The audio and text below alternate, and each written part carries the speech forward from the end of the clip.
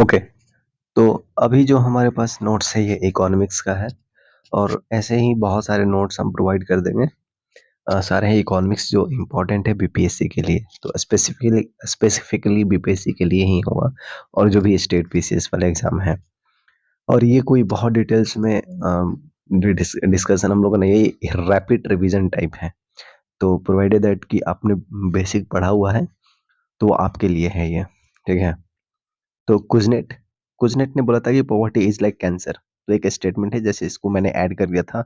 बिहार का एक बच्चा, बिहार बोर्ड की बुक में ये स्टेटमेंट था तो ले लिया था मैंने। एग्रो बेस्ड इकोनॉमी, ठीक है, इसको रहने दो। ब्रेटन वुड्स सिस्टम आया था कब? 1944 में, जिसके तहत दो ऑर्गेनाइजेशन देखने को मिले हैं, आईएमएफ और वर्ल्ड बैंक, ठीक है। तो दोनों का formation 1944। Alright. 1967 gold was displaced by creating special drawing right SDR in IMF। IMF में जो गोल्ड था उसको रिप्लेस कर दिया गया एसडीआर से, जिसको कि स्पेशल ड्राइंग राइट्स कहते हैं। इसको पेपर गोल्ड भी कहा जाता है, तो याद रखिएगा एसडीआर को पेपर गोल्ड भी कहते हैं। It's value is based on the 5 currency. SDR की जो वैल्यू है वो 5 करेंसी पे डिपेंडेंट है। वो 5 करेंसी कौन सी है वो आपको ध्यान रखने हैं। वो 5 करेंसी है, यूएस डॉलर, यूरो है, पाउंड स्टर्लिंग है, चाइनीज रेनबी है और जापानीज येन है। US dollar, euro, pound sterling, ठीक है, चाइनीज रेनबी और जापानीज येन।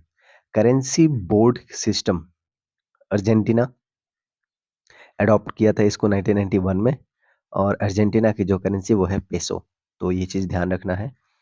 और स्मिथसोनियन अग्रीमेंट 1971 में हुआ था और यूएस ने एग्री किया था डीवैल्यू करने के लिए डॉलर को अगेंस्ट गोल्ड। तो ठीक है, ये थोड़ा सा ध्यान में हम लोग रखेंगे। Smithsonian agreement related to which country, that is US, 1971, और इसने डॉलर को डिवैल्यू कर दिया था गोल्ड के अगेंस्ट में। अब बात करते हैं कुछ अपने देश की इकोनॉमी के बारे में। तो शुरुआत होती है 1934 से, जब आता है विश्वेश्वरैया प्लान, और इसको ब्लूप्रिंट कहा जाता है इंडियन प्लानिंग का। जो प्लानिंग शुरू होती है 1950 में, हमें देखने को मिलता है 1950 में 5 ईयर प्लान आता है, तो उसका जो ब्लूप्रिंट है वो हमें देखने को मिलता है विश्वेश्वरैया प्लान से, जो कि 1934 में आया था। तो कभी-कभी क्रोनोलॉजिकल ऑर्डर पूछ लिए जाते हैं कि ये प्लान को सजाइए, तो वो चीज़ ध्यान में रखिएगा। 1934 में आता है विश्वेश्वरैया प्लान, और एम विश्वेश्वरैया ही वाज़ अ सिविल इंजीनियर, और ये मैसूर के दीवान भी थे। मैसूर से इनका रिलेशन है। और एक किताब है इनकी, the planned economy of India, तो इसको ध्यान में रखेंगे हम लोग। Planned economy of India is a book written by M Visvesvaraya, ठीक है। बिहार में विश्वेश्वरैया भवन भी है, और वहाँ पे मैंने करंट अफेयर में बताया था कि G+7 एक बिल्डिंग है जो बनी है, विश्वेश्वरैया भवन में बना है। तो ये काफ़ी इंपॉर्टेंट है, इसको ध्यान में रखना है। इस बार काफ़ी रेड कलर से एकदम से रंग दिया गया था, मतलब कि लाइटिंग वाइटिंग लगा दी गई थी पटना में। नेशनल प्लानिंग कमेटी, ये 1938 अक्टूबर में बना था, ठीक है, इसका फॉर्मेशन हुआ था। और इनिशिएटिव किसका है? तो सुभाष चंद्र बोस का। और ध्यान रखिएगा चेयरमैनशिप जवाहरलाल नेहरू की थी, ठीक है ना। चेयरमैन सुभाष चंद्र बोस नहीं थे। नेशनल प्लानिंग कमेटी का फॉर्मेशन हुआ था, उसका इनिशिएटिव सुभाष चंद्र बोस ने लिया था, ठीक है ना, उन्होंने बनाया था। लेकिन चेयरमैन थे जवाहरलाल नेहरू। तो इस चीज़ को ध्यान में रखना, कभी-कभी स्वैप करके पूछ लेता है। बोले कि chairman was Subhash Chandra Bose, that would be wrong. Bombay plan ये आता है 1944-45 में, और इसको प्रिपेयर किया गया था कैपिटलिस्ट के द्वारा। जो कैपिटलिस्ट लोगों थे उन्होंने एक बॉम्बे प्लान को लेकर के आए थे, a plan for the economic development of India. तो इस चीज़ को ध्यान रखना। 1944-45 बॉम्बे प्लान आता है, ठीक है। गांधीयन प्लान ये बहुत बार पूछा जाता है। 1944 में ये आया था, और ये एस एन अग्रवाल यानी कि श्रीमन नारायण अग्रवाल ने इसको लेकर आए थे। और इसका जो गांधीयन प्लान का जो एम्फेसिस था वो एग्रीकल्चर पे था, ठीक है। और ये कॉटेज और विलेज इंडस्ट्री को प्रमोट करता है। जैसे हम लोग जानते हैं कि गांधी जी काफ़ी मॉडर्न जो इंडस्ट्री है, बिग इंडस्ट्री के अगेंस्ट में थे वो, है ना। उनका कहना था कि कॉटेज इंडस्ट्री थोड़ा-सा ज़्यादा होना चाहिए। पीपल प्लान आता है 1945 में, और ये लेकर आते हैं एम एन रॉय, ठीक है, ये बहुत इंपॉर्टेंट है। People plan was M N Roy. Agriculture industrial sector पे जो है इक्वली सपोर्ट किया गया था इस प्लान में। पीपल प्लान में एग्रीकल्चर और इंडस्ट्री दोनों सेक्टर को इक्वली सपोर्ट किया गया, ये इंपॉर्टेंट फैक्ट है। नेक्स्ट वी हैव हाँ, जो पीपल प्लान है वो based on the Marxist socialism, obvious सी बात है, एम एन रॉय, तो इसे आप रिलेट कर सकते हैं। Need to provide the people with the basic necessity of life, तो बेसिक नेसेसिटी जो लाइफ की होती हैं वो लोगों को प्रोवाइड की जाए, ये कहीं ना कहीं बेसिस था इस पीपल प्लान का। सर्वोदय प्लान, तो ये लेकर आए थे जेपी नारायण, जयप्रकाश नारायण 1950 में। तो Sarvodaya plan is related to the not Vinoba Bhave, rather it is JP Narayan. तो कभी कभी कंफ्यूजन रहता है स्टूडेंट्स को। A blueprint of plan development of India, इसको भी ब्लू प्रिंट माना जाता है प्लान डेवलपमेंट का, ठीक है ना। प्लानिंग का जो ब्लूप्रिंट माना जाता है वो किसको मानते हैं हम लोग, इंडियन प्लानिंग का वो विश्वस्तरीय प्लान। लेकिन डेवलपमेंट प्लानिंग की बात अगर हम करेंगे, जो प्लान डेवलपमेंट होता है ना, उसका जो ब्लूप्रिंट माना जाता है वो सर्वोदय प्लान को माना जाता है, जो कि जवाहरलाल जयप्रकाश नारायण लेकर आते हैं 1950 में, ठीक है। और ये क्या है,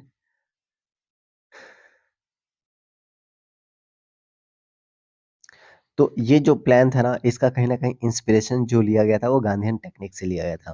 गांधीयन टेक्निक से कहीं न कहीं इंस्पिरेशन लेकर के इसको बनाया गया था। गडगिल रिपोर्ट ये है रूरल क्रेडिट पे लेकर के। गडगिल रिपोर्ट जो है रूरल क्रेडिट, यानी कि गाँव में किस तरीके से लोन प्रोवाइड किया जाएगा, और वेस्टर्न घाट पे भी एक कमिटी बनी थी, वो भी है गडगिल कमेटी। तो पूछा जाता है कि ये किस क्षेत्र से रिलेटेड है ये कमेटी। खेरागात रिपोर्ट, ये एग्रीकल्चर के डेवलपमेंट से रिलेटेड है। खेरागात रिपोर्ट, खेरागात। और कृष्णमाचारी रिपोर्ट, ये एग्रीकल्चरल प्राइसेस से रिलेटेड है। और सरैया रिपोर्ट 1945 में, ये कोऑपरेटिव से रिलेटेड है। नेक्स्ट हमारे पास है 6 मेजर ऑब्जेक्टिव हैं प्लानिंग का इन इंडिया। तो वो 6 मेजर ऑब्जेक्टिव क्या है, एक तो इकोनॉमिक ग्रोथ होना चाहिए, दूसरा पॉवर्टी एलिविएशन होना चाहिए, तीसरा एम्प्लॉयमेंट का जनरेशन होना चाहिए, चौथा controlling in economic inequality, inequality को कंट्रोल करना, और पांचवा है सेल्फ रिलायंस, यानी कि डिपेंडेंसी को हटाना, और छठा मॉडर्नाइजेशन करना इकोनॉमी का। तो ये 6 मेजर क्या है ऑब्जेक्टिव है प्लानिंग का, ठीक है। नेक्स्ट हमारे पास क्या 5 ईयर प्लान के बारे में। तो पहला जो फर्स्ट फर्स्ट जो 5 ईयर प्लान था वो 1951 से 56 में आया था, जिसका जो मेन फोकस था वो एग्रीकल्चर पे था, एग्रीकल्चर पे मेन इसका फोकस था। जो सेकंड प्लान था वो 1956 से 61, और इसका मेन फोकस इंडस्ट्रियलाइजेशन को लेकर के था। मेन फोकस इसका हेवी इंडस्ट्री को था, और प्रोफेसर महालनोबिस ने इसको लेकर के आए थे। मतलब कि प्रोफेसर महालनोबिस से रिलेटेड है second year plan, second planning, मतलब कि 1956 से 61 वाला। और पहला वाला बेस्ड है हरोद पे, हरोद, है ना, तो ध्यान में रखना है। थर्ड प्लानिंग 1961 से 66, ये एग्रीकल्चर के डेवलपमेंट की बात करता है। Planned failed to meet its target, ये याद रखना है। जो थर्ड प्लानिंग की गई थी 1961 से 66 वाला, तो उसने जो टारगेट रखे थे उसको अचीव करने में ये बिल्कुल ही फेल हो गया था। कारण क्या था कि जो रेन बहुत ज़्यादा हो गई थी उस साल में, और फ्लड बहुत ज़्यादा हो गया था, जिसके चलते जो फंड का डेविएशन बहुत ज़्यादा हो गया था, जिसके चलते ये जो है प्लान फेल कर गया था। उसके बाद 3 एनुअल प्लान शुरू हो जाते हैं, 1966 से 69 तक चलता है। इसको प्लान हॉलिडे भी कहा जाता है। नेक्स्ट हमारे पास जो चौथा प्लानिंग देखने को मिलता है वो मिलता है 1969 से 74, जिसमें कि ये जो बेस्ट है वो है गडगिल स्ट्रैटेजी पे डिपेंड है, ठीक है ना। तो गडगिल स्ट्रैटेजी अभी रिसेंटली हमने देखा कि वेस्टर्न घाट पे भी इनका रिपोर्ट था, गडगिल का, गडगिल रिपोर्ट, और रूरल क्रेडिट पे था। अभी हमने देखा कि जो चौथा प्लान है that is based on the Gadgil strategy. दूसरा जो प्लान है वो महालनोबिस पे, और पहला जो था वो हारोद पे। सेल्फ रिलायंस की बात करता है ये। पोलिटिसाइजेशन स्टार्टेड हो जाता है यहीं से। जो पॉलिटिक्स एक्चुअल में जो शुरू हो जाती है वो यहाँ से शुरू हो जाती है फोर्थ प्लानिंग से, ठीक है। First move in the direction of the nationalisation, और नेशनलाइजेशन सबसे पहली बार फोर्थ प्लान से स्टार्ट हो जाता है। हमें देखने को मिलता है कि 1969 में लगभग 14 बैंकों का नेशनलाइजेशन कर दिया जाता है, ठीक है ना, विद द एसबीआई। पाँचवा जो प्लान शुरू होता है वो होता है 1974 में, जिसके दौरान हमें इमरजेंसी जैसी सिचुएशन देखने को मिलती है। इसका जो मेन जो एम है इस 5 ईयर प्लान का वो होता है क्या, पॉवर्टी को एलिविएशन। पॉवर्टी एलिविएशन ये बार-बार पूछा जाता है कि poverty alleviation is related to the which plan, that is the fifth planning. एक और प्लान है जिसे कि पॉवर्टी को हटाने की बात की जाती है, लेकिन वहाँ पे जो नारा दिया जाता है उससे रिलेटेड है। गरीबी हटाओ का नारा दिया जाता है 6th ईयर प्लान में, जो कि 1980 से 1985 के बीच में ये चलता है। लेकिन पॉवर्टी एलिवेशन का जो मेन फोकस होता है या सेल्फ रिलायंस का, वो है अब क्या भाई, वो है फिफ्थ ईयर प्लान जो कि 1974 से 79 के बीच में चलता है, ठीक है? जहाँ पे इमरजेंसी समस्याएँ देखने को मिलती है। 20 पॉइंट प्रोग्राम जो 1975 में आया था, ये भी 5वें प्लान का है, ये पार्ट है। ग्रोथ विद द स्टेबिलिटी, ये जो ऑब्जेक्टिव है, ये किसका है? तो ये है फिफ्थ ईयर प्लान का। I mean fifth year planning जो आती है, मतलब फिफ्थ 5 ईयर प्लान है, उसका जो पार्ट है, ये क्या? ग्रोथ विद द स्टेबिलिटी और पॉवर्टी एलिविएशन। जो नेक्सस है क्रिमिनल पॉलिटिक्स का और ब्यूरोक्रेट्स का, वो कहीं न कहीं इमर्ज हो जाता है यहाँ से, emerge to hijack the political system. ये हमको देखने को मिलता है 5 ईयर प्लान से। अच्छा, एन वोहरा कमिटी, ये 1993 में बनी थी और इसने स्टडी किया था problem of the criminalisation of the politics and the nexus between the criminals, politicians और ब्यूरोक्रेट्स। क्रिमिनल, पॉलिटिशियन और ब्यूरोक्रेट के बीच में जो एक नेक्सस बना हुआ है, इसको स्टडी करने के लिए, इस समस्याओं को समझने के लिए एक कमेटी बनाई गई थी जिसका नाम क्या था? एन वोहरा कमेटी 1993 में। एनुअल प्लान फिर से आ जाता है 1979 से 80 तक चलता है और फिर सिक्स्थ प्लान शुरू होता है जिसमें कि गरीबी हटाओ का नारा दिया जाता है। 1980 से 1985 के बीच तक ये प्लानिंग जो है चलती है। उसके बाद सिक्स्थ प्लान आ जाता है जो 1980 से वहीं गरीबी हटाओ स्लोगन एम्फेसिस किया जाता है सोशियो इकोनॉमिक इंफ्रास्ट्रक्चर को डेवलप करने के लिए रूरल एरिया में खास तौर पे, तो ये चीज़ ध्यान रखना है। रूरल एरिया में को डेवलप करने की बात की जाती है इस प्लानिंग में और एलिमिनेट किया जाता है रूरल पॉवर्टी, इसका मेन एम होता है। रीजनल डिस्पैरिटी को क्या करना है? रिमूव करना है, ख़त्म करना है और टारगेट ग्रुप अप्रोच किया जाता है। यानी कि जो मेन जो पुअर सेक्शन है उसको कहीं न कहीं टारगेट करके जो है पॉवर्टी को हटाया जाए। ये कहीं न कहीं अप्रोच होता है इस प्लान का। 7वां जो प्लान है 1985 से 80, 90, तो ये है rapid food grain production. Emphasis इसका मेन होता है कि फूड ग्रेन का प्रोडक्शन बहुत ज़्यादा हो, एम्प्लॉयमेंट जनरेशन हो। तो उन 7वां जो प्लान है, वहाँ पे एम्प्लॉयमेंट जनरेशन की बात की जाती है, तो इसको ध्यान रखना है। एम्प्लॉयमेंट जनरेशन के लिए जो प्लान होता है वो है seventh 5 year plan, that is 1985 से 90। जवाहर रोजगार योजना आता है 1989 में, इसको याद रखना है। 1989 में आता है जवाहर रोजगार योजना। 1989 जवाहर रोजगार योजना, ठीक है? बेसिकली जो रूरल पुअर्स हैं उनको जॉब देने के लिए। उसके बाद 2 एनुअल प्लान आते हैं और उसके बाद 8वां प्लान आता है जो कि 1992 से 97 के बीच में होता है और ये जो होता है, ये मार्केट बेस्ड डेवलपमेंट की बात करता है ना? डिसेंट्रलाइज़्ड प्लानिंग की बात करता है कि जो प्लानिंग होनी चाहिए वो डिसेंट्रलाइज़्ड होनी चाहिए, बहुत सेंट्रलाइज़ेशन नहीं होना चाहिए। स्पेशल एम्फेसिस ऑन कोऑपरेटिव फेडरलिज़्म, यानी कि फेडरलिज़्म की बात करते हैं लेकिन ये कोऑपरेटिव फेडरलिज़्म की बात करता है, ठीक है? Greater focus on the rural activities पे ज़्यादा इसका फोकस होता है, इसकी ये बात करता है कौन-सा? 8th 5 ईयर प्लान, ठीक है? तो कुछ इम्पोर्टेंट फैक्ट्स हैं इसके बारे में। 9वां जो 5 ईयर प्लान आता है, वो 1997 में आता है और इसका जो मेन फ़ोकस होता है, वो 7 बीएमएस पे होता है, यानी कि बेसिक मिनिमम सर्विसेज़। जो बेसिक मिनिमम सर्विसेज़ होती हैं लाइफ़ में, है ना? उस पे तो आप इसे याद रखिएगा कि जो 7 बीएमएस की बात करता है, वो कौन करता है? 7 5 ईयर प्लान नहीं करता है, वो करता है 9th 5 ईयर प्लान। तो ये भी 7 ऑड है, 9 भी ऑड है, इसको रिलेट कर सकते हैं। 7वां जो बात करता है, वो एम्प्लॉयमेंट की बात करता है, 7th 5 ईयर जो प्लान है, थाला फॉर ए रीज़न, वो बात करता है, एम्प्लॉयमेंट की बात करता है।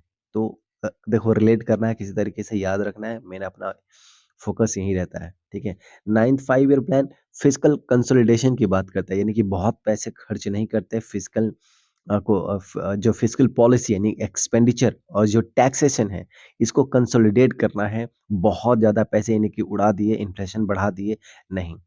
तो कंसोलिडेशन की बात करता है।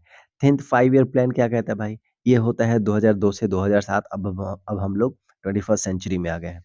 तो डबल पीसीआई यानी कि डबल पर कैपिटा इनकम की बात करता है, अगले 10 साल में लेकर के आना है, ये इसका टारगेट होता है 10th ईयर प्लान का। तो 10 साल में डबल, 10 साल डबल पीसीआई, ये ऑब्वियस सी बात है, रिलेट कर पाएँगे आप 10th 5 ईयर प्लान से। ठीक है? एग्रीकल्चर को प्राइमरी मूविंग फोर्स ये मानता है, यानी कि एग्री ये इस प्लानिंग में कहा जाता है कि एग्रीकल्चर जो होगा प्राइमरी मूविंग फोर्स होगा, यानी कि एग्रीकल्चर को लेकर के ही हम डेवलपमेंट कर सकते हैं, ठीक है? तो ये इसका यहाँ पे मानना है, तो इस चीज़ को ध्यान में रखना है। स्पेशल एम्फेसिस की जाती है क्या चीज़ पे? सोशल सेक्टर पे। 11th 5 ईयर प्लान, अब मान लो कि यहाँ पे पूछ ले कि 10th 5 ईयर प्लान में बोला जाता है कि इंडस्ट्री होगी प्राइम मूविंग फोर्स, ये रॉन्ग हो जाएगा, नहीं, इंडस्ट्री को माना जाता है। लेकिन अगले ही साल फिर से नए प्लान में इसको चेंज कर दिया जाता है। देखिएगा आप 2012 में जहाँ तक मुझे याद आ रहा है। जो 12th 5 ईयर प्लान आता है उसमें बोला जाता है कि नहीं एग्रीकल्चर मूविंग फोर्स नहीं होगा, रेदर इंडस्ट्री होगी। तो 11th 5 ईयर प्लान 2007 से 12 तक चलता है और इसमें 10% ग्रोथ रेट की बात की जाती है, इसका टारगेट रखा जाता है। इंक्लूसिव ग्रोथ ये बड़ा इंपॉर्टेंट है। इंक्लूसिव ग्रोथ की बात कौन करता है? तो 11th 5 ईयर प्लान करता है। डबल पीसीआई की बात कौन करता है? 10th 5 ईयर प्लान करता है। एग्रीकल्चर को पीएमएफ कौन मानता है? 10th 5 ईयर प्लान मानता है। 9 क्या कहता है? एम्प्लॉयमेंट की बीएमएस की बात करता है। 7th क्या करता है? एम्प्लॉयमेंट जनरेशन की बात करता है। 5 क्या बोलता है? पॉवर्टी एलिवेशन की बात करता है। 6 क्या बोलता है? तो गरीबी हटाओ की बात करता है। तो ये सारी चीज़ें अपने को ध्यान में रखना है। डिसइन्फ्लेशन क्या होता है भाई? तो डिसइन्फ्लेशन जो होता है बिल्कुल अपोज़िट होता है आपके क्या कहते हैं इन्फ्लेशन से। तो जो डिसइन्फ्लेशन होता है वो बेसिकली इकोनॉमी के लिए अच्छा होता है क्योंकि यहाँ पे क्या होता है ना कि कंज्यूमर के लिए अच्छा हो जाता है क्योंकि यहाँ पे प्राइसेज़ थोड़ी-सी डिक्रीज़ कर जाती हैं। इन्फ्लेशन में क्या होता है कि प्राइस इंक्रीज़ कर जाता है लेकिन डिसइन्फ्लेशन बिल्कुल अपोज़िट होता है। यहाँ पे प्राइसेज़ क्या करती हैं? डिक्रीज़ कर जाती है। तो इकोनॉमी के लिए अच्छा होता है, कंज्यूमर के लिए अच्छा होता है। डिफ्लेशन की अगर बात करें तो ये अच्छा नहीं होता है। डिफ्लेशन में क्या होता है कंडीशन थोड़ा-सा बेकार हो जाता है। It is not good, right? It it invites risk of the slow down of an even recession. ये कहीं न कहीं डिफ्लेशन से कहीं न कहीं आपको डिप्रेशन भी देखने को मिल सकता है इकोनॉमी में और रिसेशन जैसी स्थिति आ जाती है। तो ये अच्छा नहीं होता है। इसमें डिमांड बहुत कम हो जाता है, प्राइसेज़ बहुत ज़्यादा इधर-उधर हो जाती हैं। तो ये इकोनॉमी के लिए अच्छा नहीं होता। डिसइन्फ्लेशन ये अपोज़िट होता है इन्फ्लेशन का, ये अच्छा होता है, इकोनॉमी के लिए अच्छा माना जाता है। बॉटलनेक इन्फ्लेशन नाम से ही पता लग रहा है कि यहाँ पे इन्फ्लेशन बहुत ज़्यादा हो जाता है और जो सप्लाई हो जाती है ना वो बिल्कुल कम हो जाती है और सप्लाई बहुत कम होगी तो ऑब्वियस सी बात है डिमांड क्या करेगा? इंक्रीज़ करेगा ऑटोमैटिकली, है ना? या तो डिमांड इंक्रीज़ करेगी या डिमांड अगर उतना भी अगर डिमांड मान लो इतना ही है और सप्लाई बिल्कुल ही कम हो गया, तो ऑब्वियस सी बात है डिमांड हाई हो गया ना कंपैरेटिवली। तो डिमांड अगर हाई हो गया, सप्लाई कम हो यानी कि इन्फ्लेशन बहुत ज़्यादा बढ़ गया। तो ये बेसिकली स्ट्रक्चरल इन्फ्लेशन होता है। स्ट्रक्चरल इन्फ्लेशन मतलब कि जो इकोनॉमी में जो क्या बोलते हैं सप्लाई में प्रॉब्लम आपका आ गया, ठीक है? द डिमांड पुल इन्फ्लेशन ये हो गया। तो इस चीज़ को ध्यान में रखना है। जो क्या बोलते हैं बॉटल इन्फ्लेशन हो गया। कोर इन्फ्लेशन क्या हो गया भाई? तो यहाँ पे कोर इन्फ्लेशन में क्या होता है कि जो बहुत ही फ्लेक्सिबल जो ऑब्जेक्ट्स होते हैं ना, जो प्रोडक्ट होते हैं उसको एक्सक्लूड कर दिया जाता है। जब हम इकोनॉमी काउंट करते हैं तो, इन्फ्लेशन काउंट करते हैं तो। जैसे एनर्जी हो गया, फूड हो गया, ये वो प्रोडक्ट होते हैं जिसके प्राइसेज़ बहुत ज़्यादा फ्लक्चुएट करता है। तो जब इसको एक्सक्लूड करके जब प्राइस को डिटरमाइन किया जाता है, इन्फ्लेशन को काउंट किया जाता है तो उसको कोर इन्फ्लेशन कहते हैं। और जब इसको इंक्लूड करके जब इन्फ्लेशन काउंट किया जाता है तो उसको बोलते हैं हेडलाइन इन्फ्लेशन बोलते हैं। तो इस चीज़ को ध्यान रखना है कि फूड और एनर्जी को अगर लेकर के अगर इन्फ्लेशन काउंट किया जाता है तो उसको हेडलाइन इन्फ्लेशन बोलते हैं और जब फूड और एनर्जी को एक्सक्लूड करके इन्फ्लेशन काउंट करते हैं तो उसको हम लोग बोलते हैं कोर इन्फ्लेशन कहते हैं। तो इस चीज़ को अगेन ध्यान रखना है। इन्फ्लेशन जो है हेडलाइन में क्या बोलते हैं होलसेल प्राइस इंडेक्स पे काउंट की जाती है। इस चीज़ को हमें ध्यान रखना है हेडलाइन में। इन्फ्लेशनरी गैप क्या होता है? तो इन्फ्लेशनरी गैप में क्या होता है कि जो गवर्नमेंट की जो स्पेंडिंग है, उसके नेशनल इनकम से बहुत ज़्यादा हो जाता है। यानी कि स्पेंडिंग बहुत ज़्यादा हो गया और जो आपका इनकम है, वो कम रह गया। तो इस तरीके का जो सिचुएशन होता है, तो होता क्या है कि अब स्पेंडिंग बाहर बहुत ज़्यादा हो गया सरकार का और नेशनल इनकम कम है। यानी कि अब लोगों के हाथ में पैसा भी ज़्यादा है, सरकार ज़्यादा एक्सपेंडिचर कर रही है, यानी कि फिस्कल डेफिसिट हो गया, है ना? तो ये जो कंडीशन हो गया ना, इसको हम लोग इन्फ्लेशनरी गैप कहते हैं, ठीक है? तो फिस्कल डेफिसिट जो होता है ना, what is exactly inflationary gap? अब इससे होता है कि महँगाई बढ़ेगी, क्योंकि सरकार पैसे ज़्यादा खर्च कर रही है, इनकम उतना है नहीं, तो लोगों के पास ज़्यादा पैसे आएँगे, लोगों के पास पैसे आएँगे तो लोग डिमांड करेंगे, लोग डिमांड करेंगे तो सप्लाई तो ऐसा नहीं कि डिमांड आप करेंगे तो सप्लाई सप्लाई बढ़ जाएगा, तो इससे क्या होगा? इन्फ्लेशन बढ़ जाएगा, तो इसको हम लोग कहते हैं इन्फ्लेशनरी गैप कहते हैं। तो this is what exactly fiscal deficit. Fiscal deficit is equal to inflationary gap, ठीक है? FD equal to IG. Deflationary gap क्या होता है? तो जब गवर्नमेंट की स्पेंडिंग डिक्रीज़ कर जाती है नेशनल इनकम से, यानी कि सरप्लस वाला कंडीशन हो जाता है। तो जो सरप्लस हो जाएगा तब उसको डिफ्लेशनरी गैप बोलेंगे, और इन्फ्लेशनरी गैप कब बोलेंगे? जब फिस्कल डेफिसिट आपका होगा, ठीक है? यहाँ पे देखिए इकोनॉमी ज़्यादा प्रोड्यूस कर रही होती है डिमांड से, तो ये इसको आउटपुट गैप भी कहते हैं। ये जो डिस्फ्लेशनरी गैप होता है वो आउटपुट गैप, यानी कि जो आउटपुट ज़्यादा हो रहा है, डिमांड क्या है? कम है, तो आउटपुट आपका क्या हो गया? ज़्यादा हो गया, तो इसको आउटपुट गैप बोलेंगे। नेक्स्ट क्या है? Inflation tax. ये क्या होता है भाई? अब इन्फ्लेशनरी गैप आपने देखा कि हाँ भाई सरकार ने एक्सपेंडिचर कर दिया तो गैप हो गया। अब इन्फ्लेशन टैक्स लगाएगी सरकार कैसे? तो government go for the deficit financing. अब फाइनेंस, अब एक्सपेंडिचर ज़्यादा बढ़ गया है, तो पैसे तो चाहिए, पैसे कहाँ से आएँगे? तो सरकार क्या करेगी? बोलेगी कि पैसे छापो आरबीआई को। आरबीआई अब क्या करेगी? पैसे छापेगी। अब आरबीआई पैसे छापेगी तो क्या होगा? सप्लाई मनी का बढ़ जाएगा। सप्लाई सप्लाई बढ़ेगा ना? अरे बोलो हाँ या ना? तो सप्लाई बढ़ जाएगा, यानी कि सरकार क्या करेगी? मनी को मार्केट में रिलीज़ कर देगी। अब सप्लाई बढ़ गया मनी का, तो लोगों के हैंड में मनी आ गया बहुत ज़्यादा।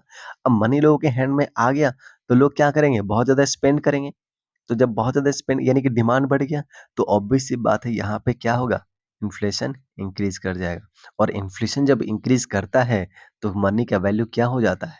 वो डिक्रीज़ कर जाता है। आपने जो ₹100 रखा हुआ है, उसका दाम क्या हो गया?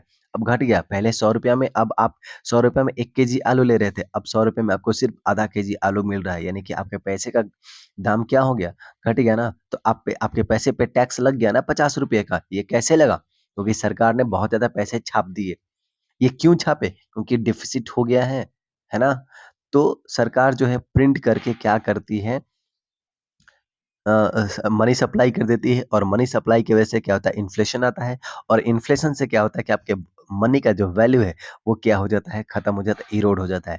और इसको सीनियोर्स भी कहते हैं।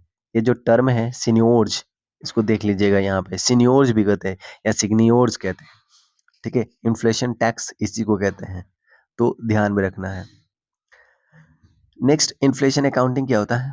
इन्फ्लेशन अकाउंटिंग में क्या होता है कि एक जो कंपनी होती है ना, जो कैलकुलेट करती है अपने प्रॉफिट, वो जो करेंट लेवल ऑफ इन्फ्लेशन उसको कैलकुलेट करने के बाद अपने प्रॉफिट को काउंट करती है। जैसे मान लो कि उसका प्रॉफिट मान लीजिए कि ₹200 का आ गया, तब उसको पता है कि यार इन्फ्लेशन बहुत ज़्यादा है, तो इसका भी कुछ हमको घटाना पड़ेगा। तो इन्फ्लेशन को एडजस्ट करके जब कंपनी अपना प्रॉफिट निकालती है, तो उसको बोलते हैं इन्फ्लेशन अकाउंटिंग कहते हैं। इन्फ्लेशन प्रीमियम क्या है? तो इससे देखो, इन्फ्लेशन में क्या होता है कि जो उधार लेता है, उसको फ़ायदा होता है। क्योंकि इन्फ्लेशन में क्या होता है कि मनी का वैल्यू क्या होता है? डिक्रीज़ कर जाता है। अब मान लीजिए आपने ₹100 उधार लिया, हमको पता है कि अगले 3 साल में ये ₹70 हो जाएगा, और 3 साल में आपको ये चुकाने हैं, तो आप ₹70 चुका रहे हो ना, तो फ़ायदा आपको ₹30 का हुआ ना। तो इस ये जो फ़ायदा हुआ ना ₹30 का, इसी को ही बोलते हैं इन्फ्लेशन प्रीमियम। तो ये बोरोवर को होता है। फिलिप कर्व क्या कहता है? तो फिलिप जो थ्योरी है इन्फ्लेशन की, वो कहती है कि जो रिलेशनशिप है अनएम्प्लॉयमेंट और इन्फ्लेशन, दोनों ही क्या करेगा? इन्वर्स होगा, यानी कि अनएम्प्लॉयमेंट और क्या हो गया? इन्फ्लेशन। अगर इन्फ्लेशन बढ़ा तो अनएम्प्लॉयमेंट क्या होगा? कम होगा। अगर अनएम्प्लॉयमेंट कम हुआ, यानी कि इन्फ्लेशन क्या करेगा? बढ़ेगा। यार मान लो कि आपके पास आज 2 लोग हैं, ठीक है? मान लो 4 लोग हैं, 4 में से मान लो कि 2 को नौकरी मिल गई, 2 को नौकरी मिल गई, उसके हाथ में पैसा आया ना, हाथ में पैसा आया तो बहुत ज़्यादा वो खर्च करना चाहेगा, बहुत ज़्यादा खर्च करना चाहिए, यानी कि डिमांड बढ़ेगा तो इन्फ्लेशन होगा नहीं होगा, ठीक है? क्योंकि सप्लाई तो रातों-रात बढ़ नहीं जाएगी। तो अनएम्प्लॉयमेंट कम होगा तो इन्फ्लेशन आएगा, ये सिंपल सी बात है, इसमें कोई दो राय है नहीं। तो ये कौन कहता है? ये कहता है फिलिप्स, यानी कि unemployment is indirectly proportional to inflation, right? This is the Philip curve. Stagflation इसके अपोजिट होता है। इसमें क्या होता है कि अनएम्प्लॉयमेंट और इन्फ्लेशन दोनों हैंड इन हैंड चलता है, ठीक है ना? ये जो कन्वेंशनल थ्योरी है इकोनॉमी की, उसके अगेंस्ट ये बात करता है, ठीक है? तो इस चीज़ को ध्यान में रखना है। स्टैगफ्लेशन में क्या होता है कि अनएम्प्लॉयमेंट और इन्फ्लेशन दोनों गो हैंड इन हैंड, यानी दोनों एक साथ चलते हैं कि अनएम्प्लॉयमेंट भी है और उसके साथ इन्फ्लेशन भी है। देखिए जनरल थ्योरी ये नहीं कहती है। जनरल थ्योरी कहती है कि अगर अनएम्प्लॉयमेंट है तो इन्फ्लेशन नहीं होगा। या फिर अगर अनएम्प्लॉयमेंट कम हो रहा है तो इन्फ्लेशन ज़्यादा बढ़ेगा। लेकिन ये बोल रहा है कि नहीं दोनों साथ चलेगा। रिफ्लेशन क्या होता है? Situation deliberately brought by the government, ठीक है? To reduce unemployment and inverse increase demand. होता क्या है कि एक सेकेंड। तो यहाँ पे रिफ्लेशन में क्या होता है कि सरकार द्वारा लाया गया एक जानबूझ के एक सिचुएशन है, जिसमें सरकार अनएम्प्लॉयमेंट को क्या करती है, कम करना चाहती है और डिमांड को इंक्रीज़ करना चाहती है। तो सरकार क्या करेगी? डिमांड कैसे इंक्रीज करेगी? मनी सप्लाई कर देगी, लोगों के हाथ में पैसे डाल देगी। अब लोगों के पास हाथ में पैसे आ जाएंगे, लोग बहुत ज्यादा खर्च करना शुरू कर देंगे। तो रिफ्लेशन ये होता है कि सरकार डेलिबरेटली एक एक्शन लेती है जो सिचुएशन है उसको कंट्रोल करने के लिए, ठीक है, डिमांड को इंक्रीज करने के लिए। This is what exactly reflation. तो यहाँ पे गवर्नमेंट क्या करती है, पब्लिक एक्सपेंडिचर ज्यादा करेगी, टैक्स कम कर देगी, है ना, इंटरेस्ट रेट को कम कर देगी। तो इस तरीके से क्या होगा, मार्केट में सप्लाई बढ़ जाएगा मनी का, और डिमांड बढ़ जाएँगे और इस तरीके से फिर चीज़ें बढ़ जाएँगी। अच्छा, नेक्स्ट हमारे पास क्या एस्क्यूफ्लेक्शन, एस्क्यूफ्लेशन ये क्या होता है? देखो जब कुछ वस्तुओं का दाम ना बढ़ जाता है, कंपैरेटिवली अदर सेम उतना ही रहता है। जैसे मान लो कि यहाँ पे 10 चीज़ें हैं, 1, 2, 3, 4, 5, 6, 7, 8, 9, 10। अब होता है कि कुछ चीज़ों का दाम ऐसे बढ़ गया एकदम से और बाकी सब ऐसे ही रह गया। तो ये जो सिचुएशन होता है इसको बोलते हैं स्क्यूफ्लेक्शन, यानी कि price rise of the one और the small group of the commodities over a sustained period of time. सब चीज़ों का दाम दाम नहीं बढ़ा है, लेकिन कुछ चीज़ों का दाम जो है कुछ टाइम के लिए क्या कर जाता है, इंक्रीज कर जाता है। इस तरीके की सिचुएशन को क्या कहते हैं, स्क्यूफ्लेशन कहते हैं। ठीक है, सबसे पहली बार ये जो टर्म आया था ये आया था 2009 से 10 के बीच में इकोनॉमिक सर्वे में इसको लेकर के आया गया था। अब बात करते हैं effect of the inflation. Inflation का इफेक्ट कैसे-कैसे पड़ता है, कितना पड़ता है वो?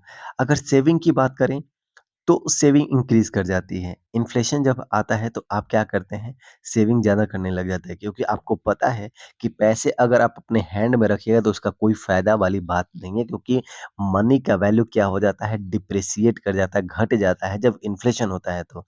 तो ये तो बेवकूफ़ी हुआ कि आप अपने हैंड में पैसा रखिएगा, तो आप क्या करिएगा, इस पैसे को क्या कर दीजिएगा, इन्वेस्ट आप सेव कर दीजिएगा। तो यही आपके लिए सही उचित होगा। As holding money is not good for the is a good idea of in the time of the inflation. So people क्या करते हैं, frequently go for the bank to submit their money कि लो भाई मेरे पैसे को जमा कर दो, ठीक है?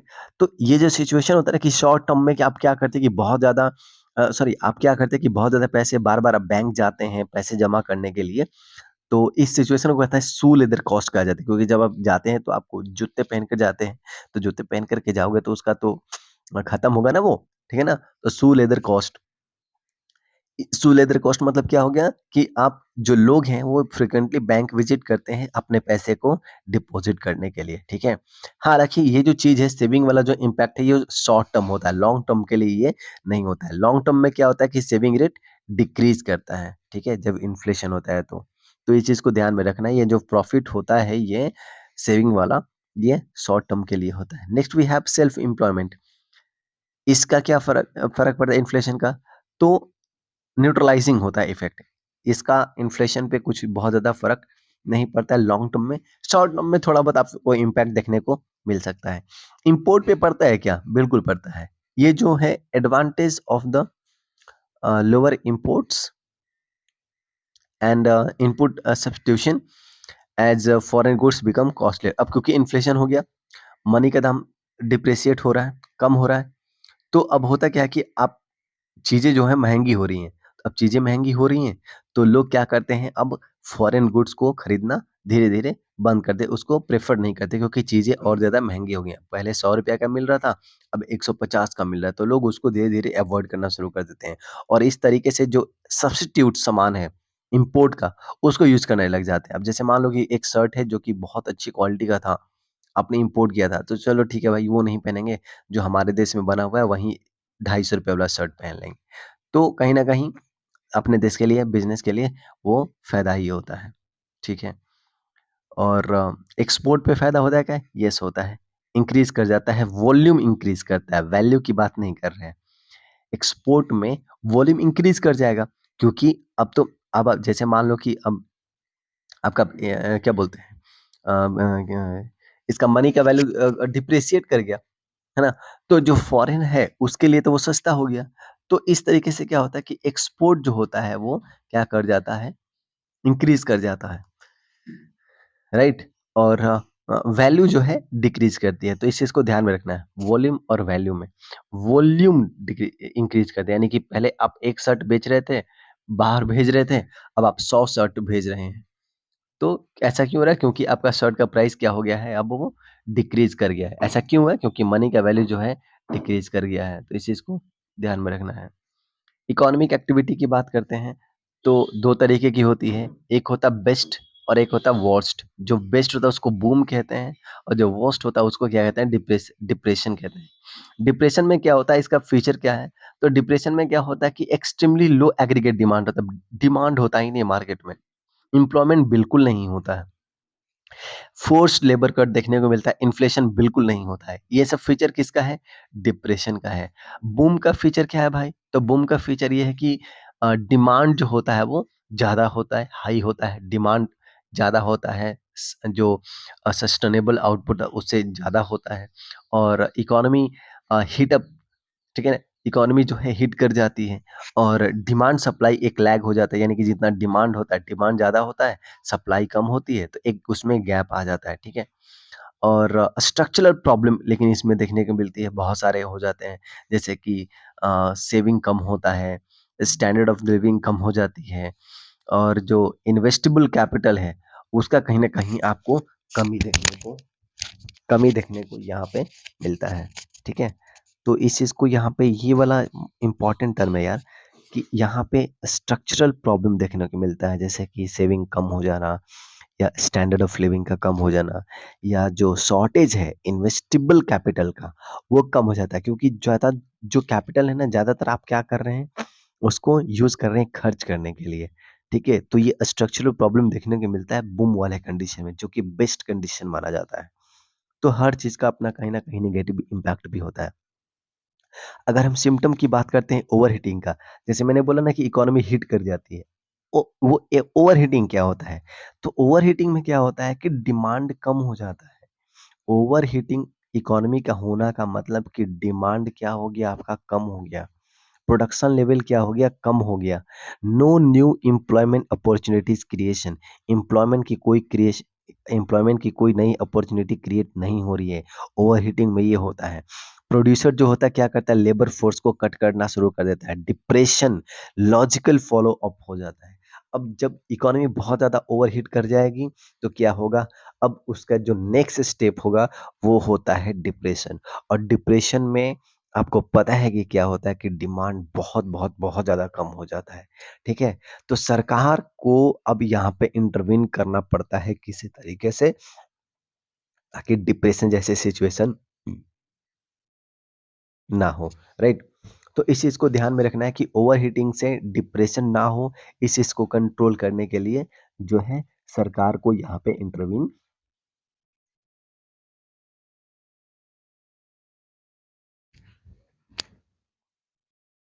करना पड़ता है, ठीक है? अब बात करते हैं